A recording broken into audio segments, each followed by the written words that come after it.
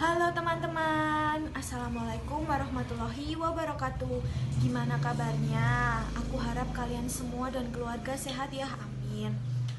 Kami di sini dari kelompok 5 yang beranggotakan Sela Novelina, Carmita Gayatri, Ajeng Fajriah Hevani, dan Nurinda Septi akan sedikit menjelaskan tentang produk tahu pahotri.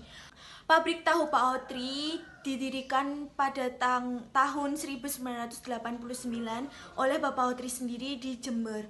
Pabrik tahu ini masih berskala kecil dengan satu mesin dan 2 karyawan saja. Produk yang dihasilkan oleh pabrik tahu pahotri ini ada 2 jenis macam tahu. Yang pertama yaitu tahu berukuran sedang dengan harga 200 perak per biji. Dan yang kedua yaitu tahu berukuran jumbo dengan harga 250 perak per biji.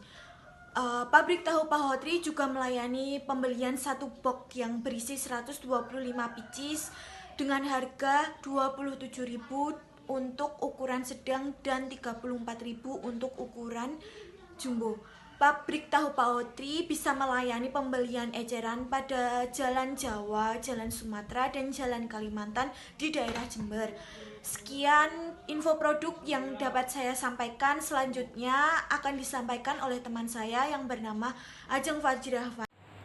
Baik, terima kasih kepada Mbak Mita yang telah memberikan waktu kepada saya. Materi selanjutnya adalah resiko yang mungkin dihadapi. Resiko yang mungkin dihadapi yang paling fatal pertama adalah barang. Kejadian-kejadian yang berpotensi beresiko pada barang di pabrik tahu pahotri adalah kerusakan mesin dan peralatan, keterlambatan bahan baku, harga bahan baku yang naik, kegagalan produk atau kesalahan produksi, bahan baku rusak. Penyebab terjadinya resiko ini adalah kegiatan pemeliharaan yang kurang tepat dan kurang baik, kesalahan prosedur, cuaca yang tidak mendukung,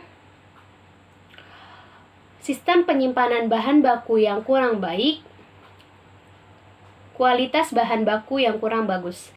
Resiko yang mungkin dihadapi yang kedua adalah uang. Kejadian-kejadian yang berpotensi beresiko pada uang adalah uang hilang, piutang tak tertagih, kekurangan modal. Penyebab terjadinya resiko ini adalah kelalaian pencatatan, kelalaian pengelola, pencurian, kebijakan kartu kredit yang terlalu longgar, uang perusahaan yang tidak stabil. Cukup sekian materi dari saya. Materi selanjutnya akan dilanjutkan oleh Sela Novelina.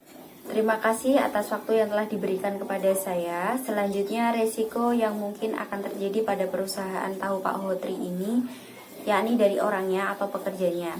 Kemungkinan resiko yang akan terjadi yakni pekerja mengalami kecelakaan saat bekerja, kemudian pekerja mengalami jatuh sakit, dan yang terakhir kemungkinan pekerja akan melakukan kecurangan saat bekerja. Nah, penyebab terjadinya resiko tersebut yang pertama itu dari kecerobohan atau kelalaian dari pekerjanya sendiri, kemudian sistem K3K yang kurang baik, dan kemudian lingkungan yang kurang sehat, bisa juga dari virus dan juga bakteri, dan yang terakhir dari kelelahan dari pekerjanya yang mengakibatkan jatuh sakit tadi. Nah, setelah diketahui resiko-resiko yang akan terjadi, perusahaan tahu pahotri ini melakukan penanganan resiko dengan perawatan yang baik dan rutin terhadap peralatan-peralatan yang digunakan untuk produksi. Kemudian pemilihan bahan baku yang tepat dan juga cermat, kemudian bekerja dengan teliti, dan selanjutnya memilih beroperasi di waktu yang tepat, dan selanjutnya melakukan kegiatan penyimpanan produk dengan baik dan juga aman. Terus kemudian menyimpan bahan baku di tempat yang tepat, kemudian melakukan hubungan yang baik dengan supplier, selanjutnya melakukan pencatatan keuangan dengan baik dan juga rutin, dan yang terakhir melakukan penyimpanan dana cadangan kerugian piutang. Nah, materi selanjutnya akan disampaikan oleh Mbak Sep. Kita akan membahas mengenai analisis produk internal dan eksternal dari pabrik tahu pahotri. Dalam analisis internal terdiri dari kekuatan dan kelemahan. Kekuatan dari pabrik ini sendiri, mereka menggunakan produk dari tahu mereka beda dengan yang lain, dikarenakan mereka menggunakan bahan baku yang berkualitas dan yang terbaik. Yang kedua, harga tahu di pabrik mereka jauh lebih terjangkau dibandingkan pabrik lainnya, dan apabila terdapat konsumen tetap, maka pabrik tersebut akan memberikan bonus kepada mereka. Yang kedua, kelemahan. Kelemahan mereka adalah produk tahu ini tidak bisa tahan lebih dari 9 jam apabila tidak disimpan di dalam kulkas. Dan yang kedua, mereka masih menggunakan promosi secara tradisional, yaitu mulut ke mulut, belum ke media sosial ataupun dari media lainnya. Dan kemudian analisis eksternal. Analisis eksternal sendiri terdiri dari hambatan dan peluang. Hambatan yang pertama adalah banyaknya persaingan produsen tahu di daerah tersebut. Yang kedua adalah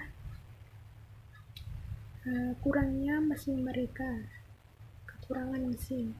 Yang ketiga adalah belum dilakukannya pemasaran secara online. Kemudian analisis eksternal dalam peluang.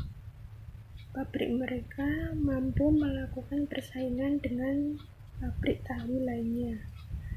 Dan yang kedua, mereka mampu merekrut tenaga kerja di sekitar lingkungan mereka ataupun menambah mesin agar produksi tahu mereka bisa bertambah. Dan yang ketiga, mereka mampu melakukan pemasaran secara online baik via WhatsApp, Instagram, ataupun lainnya.